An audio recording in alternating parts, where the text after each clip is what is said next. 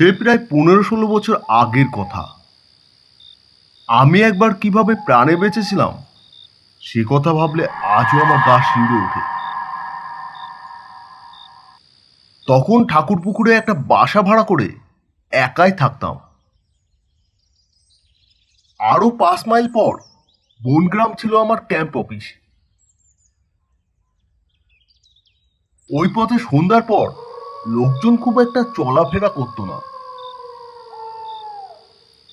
বাস গাড়ি খুব কমই যাতায়াত করত।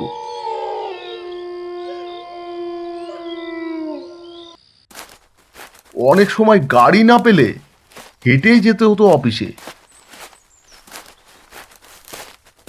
ফেরার পথে 8টার পর বাস ফেল করলে হেঁটেই বাড়ি পৌঁছাতাম। রাতের অন্ধকারে ওই পথে বহু খুন, জখম, লুট ইত্যাদির কথা প্রায়ই শুনতাম।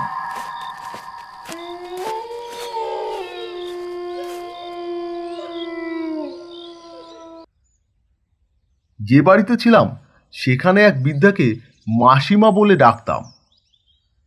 তিনি প্রায় বলতেন, বাবা বিশ্বনাথ, এটা তো ভালো নয়। তুমি একা থাকো, কে জানে কি হবে, দিনকাল ভালো নয়। আমি কদাচিৎ ক্যাম্পে থাকলেও প্রকৃত ক্যাম্পে রাত কাটাতে আমার অস্বস্তি বোধ হতো। তাই গাড়ি ফেল করলে হেঁটেই বাড়ি ফিরতাম। এমনই একদিন, সেদিন ছিল শনিবার। রাত 8টার গাড়ি ফেল করে আমি ওই পথে হাঁটা শুরু করলাম।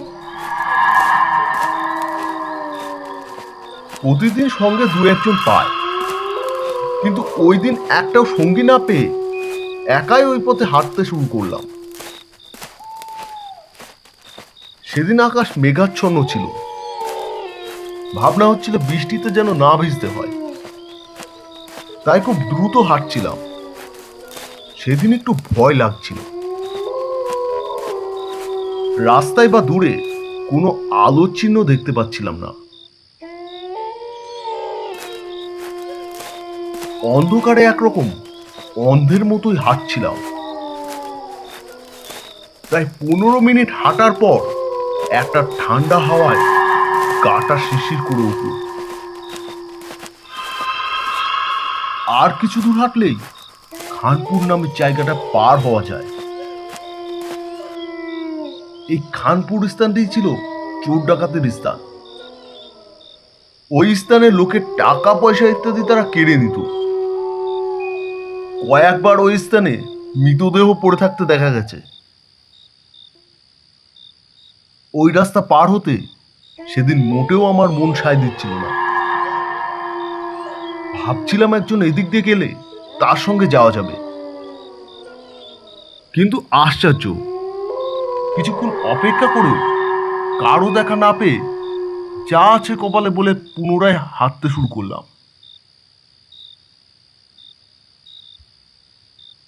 হঠাৎ অন্ধকারে একটা কালো ছায়া আমার কাছে ছুটে এলো।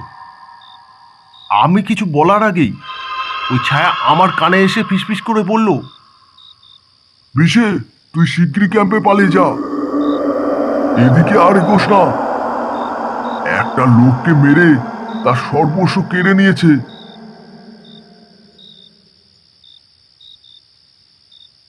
আমি অনুমান করে বললাম, ও দাদা, তুমি? তুই পালা শিগগিরই, ওরা তোকে দেখে এদিকে আসছে।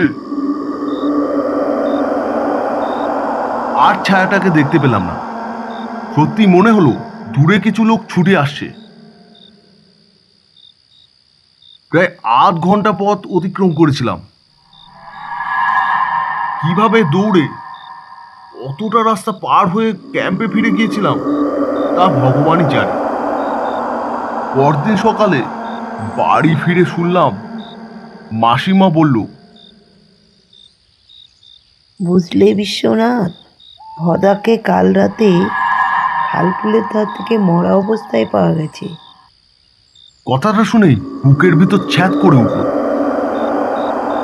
ভোদাদা আমার অন্তরঙ্গ ছিল। আমার বাড়ি থেকে বেশ কিছু দূরে তাদের বাড়ি ছিল। সন্ধ্যায় মাঝে মধ্যে আমার ঘরে এসে আড্ডা জমাতো, তার সঙ্গে যাত্রা, নাটক ইত্যাদি প্রায় দেখতাম। এর কিছুদিন পর আমি কলকাতায় বদলি হয়ে চলে এসেছি। এখনো মাঝে মাঝে চিন্তা করি, সেদিন ভোদাদার আত্মাই আমাকে যেন বারণ করলো, না অন্য কেউ, না আমারই মনের ভুল, কে জানে।